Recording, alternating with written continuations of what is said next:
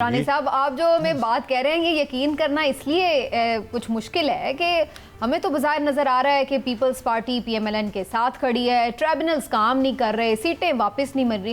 हद तो ये है कि मखसूस नशिस्तें जो कि सुप्रीम कोर्ट फैसला दे चुकी है वो तक नहीं उनको दी जा रही। तो हम कैसे ये समझ लें कि जनाब यहाँ पे हुकूमत चेंज हो जाएगी? फ़िलहाल तो सारी चीज़ें गवर्नमेंट अपने फेवर में लेके जा रही है। मैं आपको बताऊं, जब मुशर्रफ साहब के ख़िलाफ़ जुडिशरी की और बार की और बेंच की मूवमेंट चल रही थी, उस वक़्त हुकूमत में बैठे हुए लोगों को बिल्कुल यकीन नहीं आता था कि वो फारिग हो जाएंगे। असल में हुकूमत का सानिया ये होता है कि हमारे यहाँ जब हुकूमत में कोई बैठा होता है उसको आखिरी दिन तक यकीन नहीं आता कि उसको चले जाना है। जैसे इंसान है ना, इंसान को आखिरी दिन तक यकीन नहीं आता कि उसने दुनिया से चले जाना। इसी तरह और जो हुकूमत में आ जाता है उसकी पहली कोशिश ये होती है कि हुकूमत के निज़ाम को इतना फूल प्रूफ बना दे कि उसके ख़्याल में और उसके हवारियों के ख़्याल में या उसके लॉ मिनिस्टर के ख़्याल में कोई भी ताकत ऐसी ना रहे जो उसकी हैसियत को चैलेंज कर सकती है। तो ये तो बड़ी दफ़ा देखा हुआ जी, मैं तो बचपन से यही तमाशा तो ये समझ रही है, लेकिन हमें भी तो कुछ नजर आए ना। हम कहेंगे जी हुकूमत को तो लग रहा है कि हम नहीं जाएंगे, लेकिन हमें कैसे, आपको कैसे ये लग रहा है कि ये जाएंगे? दूसरा देखिए, मुझे ऐसे लग रहा है कि कल लाहौर में जलसा हो गया। देखिए बात ये थी कि एक वक्त ये था कि ये कहा जाता था कि जी ना कोई जेल से निकलेगा, ना किसी को बाहर आने दिया जाएगा, सारे मुल्क के ऊपर जो है वो 9 मई के मुकदमात बने हुए थे, कोई गद्दार था और कोई मुल्क दुश्मन था और कोई कुछ था और कोई कुछ था। कल सारे लगे फिर रहते लाहौर में। नहीं, लेकिन दुरानी साहब वो जलसा जो हुआ बड़ी माजत के साथ, जिन लोगों को वहाँ होना चाहिए था, जो क़यादत थी वो तो गायब थी। और अली अमीन गंडापुर साहब, जिनको ये पता था कि 6 बजे जलसा ख़त्म हो जाएगा, ये अलग बहस है कि जलसे का टाइम 6 बजे तक होना चाहिए या नहीं, लेकिन पीटीआई ने जब खुद इत्तफाक कर लिया और ये तय था कि 6 बजे, क्योंकि इस्लामाबाद की मिसाल मौजूद थी, ये तय था कि 6 बजे लाइटें बंद हो जाएंगी, तो उसके बावजूद मौसूफ वहाँ पहुँचे ही नहीं। बाज़ लोग तो कहते हैं कि जिस तरह शहबाज शरीफ साहब एयरपोर्ट नहीं पहुँच सके थे अपने बड़े भाई के इस्तकबाल के लिए, उसी तरह अली अमीन गंडापुर साहब भी जानबूझ के नहीं पहुंचे। यानी इस तरह की जब सूरत हाल होगी तो वहाँ भी तो आप ये देखें ना, ऐसे ही काम चल रहा है। याकूब भाई, ये बड़ी इंटरेस्टिंग सूरत हाल है। कल मैं बैठा हुआ ना जलसे की देख रहा था सारा कार्रवाई ना, और उसके बारे में सुन भी रहा था। एक जलसा कर रही थी पीटीआई और 3 जलसे कर रही थी पीटीआई के हक़ में हुकूमत। एक बंदा उनका बोलता था, 3 हुकूमत के बंदे उनके बारे में आके बात करते थे। और मैं आपको ये बताऊं कि एयर टाइम का ये हाल था कि 100% एयर टाइम जो है वो एक पार्टी को जा रहा था। कोई ये साबित करना चाह रहा था कि बंदे कम आए हैं, कोई ये साबित करना चाह रहा था कि बंदे ज़्यादा आए हैं, कोई ये साबित करना चाह रहा था कि अली अमीन को आना चाहिए था वो नहीं आया। अली अमीन का कद बड़ा होता जा रहा है, इमरान खान साहब का कद बड़ा होता जा रहा है, हर कोई उनको डिस्कस कर रहा है, उनका आना उनका ना आना इशू बना हुआ है।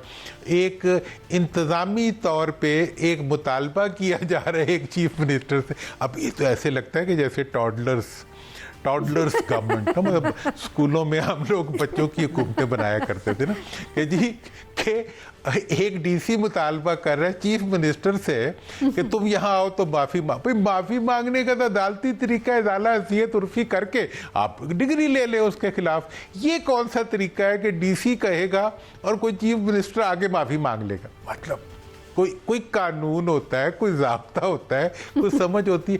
मतलब एक बंदे को आप ग्लोरीफाई कर रहे हैं, एक पार्टी को आप बड़ा कर रहे हैं, उसके हर इशू को मैग्नीफाई कर रहे हैं, उसके एक जलसे के आप 100 जलसे बना देते हैं, एक दिन की एक्टिविटी को 10 दिन की। और अब सुबह से मैं देख रहा हूँ जितनी हुकूमती जो है अफराद हैं वो ये साबित करने की कोशिश कर रहे हैं कि जलसा तो हुआ है लेकिन जलसे में बंदे कम थे। दूसरी, वो अपनी ये कामयाबी बता रहे हैं कि चीफ मिनिस्टर ने आना था वो नहीं आ सका। वैसे आपकी क्या राय है? जलसा कैसा हुआ? क्या आपकी क्या राय है? जलसा कैसा था? मैं तो कहता हूँ जलसे से दरवाज़ा खोल दिया है इमरान के आने का और हुकूमत के जाने का। देखें, पंजाब के अंदर पहला जलसा और उस जलसे को इतना प्रोटोकॉल हुकूमत ने दिया कि 2 दिन बाद भी जो है और 2 दिन पहले भी वही जलसा था। अब वो जहाँ चाहेंगे जलसा करेंगे।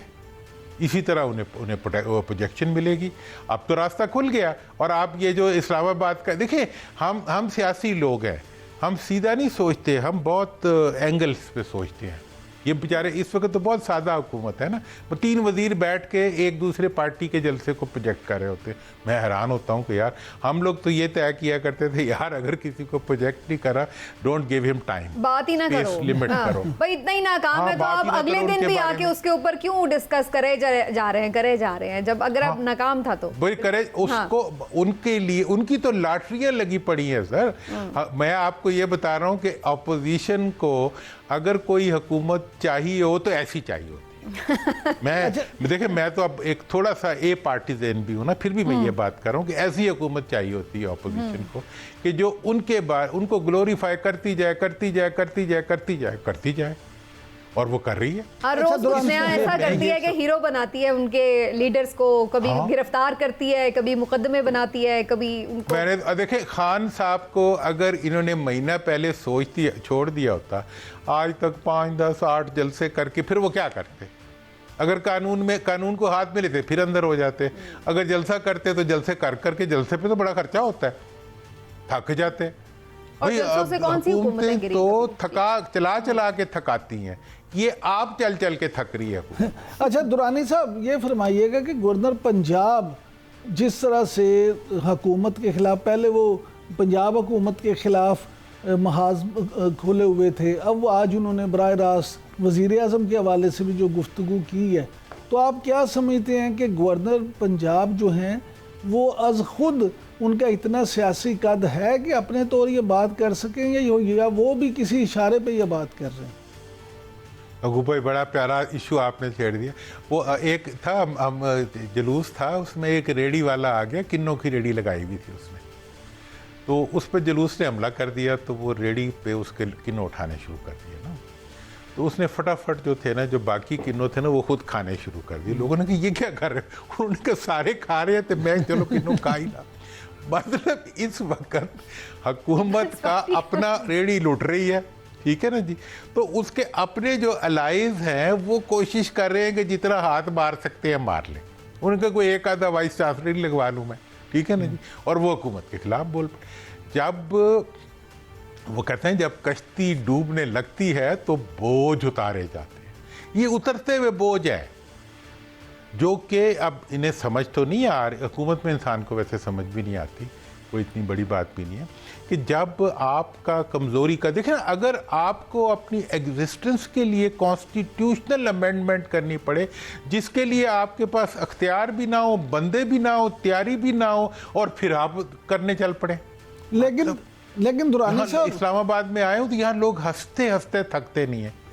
लेकिन ये तो पहली तरफ के नमूने देखे हमने। लेकिन दुरानी साहब मैंने कहा इनके तो, लेकिन दुरानी साहब एक मामला ये भी है ना, एक तरफ आप ये दावा कर रहे हैं कि फॉर्म 47 की हुकूमत ख़त्म हो रही है और 45 वाले हुकूमत में आ रहे हैं, दूसरी तरफ हमाद अजहर साहब ये दावा करते हैं कि हुकूमत नून लीग से ली जा रही है और पीपल्स पार्टी को दी जा रही है।